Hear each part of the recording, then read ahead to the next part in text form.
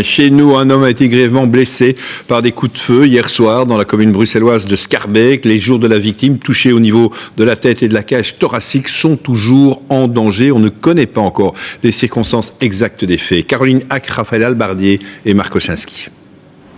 C'est à la terrasse de ce café d'habitués albanais que le drame s'est produit.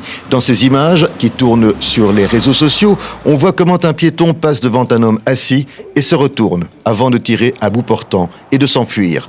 La victime, âgée de 44 ans, a été prise en charge dans un état critique. Ce matin, les clients assuraient n'être au courant de rien et le patron n'était guère plus bavard. Seule une voisine acceptait de raconter ce qu'elle avait vu. J'ai entendu 3 fois, boum, boum, boum. Au début, je croyais que c'est pétard, parce que les enfants toujours sont joués dans la rue. Mais après, j'ai dit, non, ça, c'est pas ça. Il y a quelque chose. J'ai ouvert la fenêtre.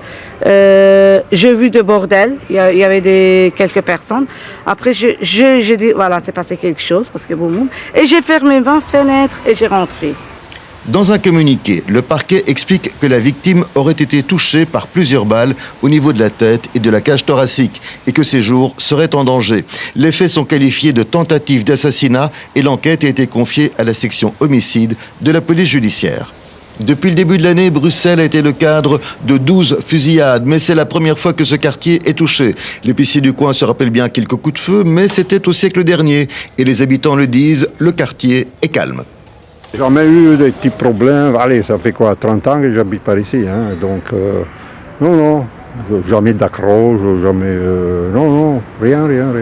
Guerre des gangs liée à la drogue ou règlement de compte dans le milieu albanais, à l'heure actuelle, aucune hypothèse n'est exclue. Quant au bourgmestre faisant fonction, il déplore cette Xème fusillade dans la région, mais pour l'instant ne désire pas communiquer.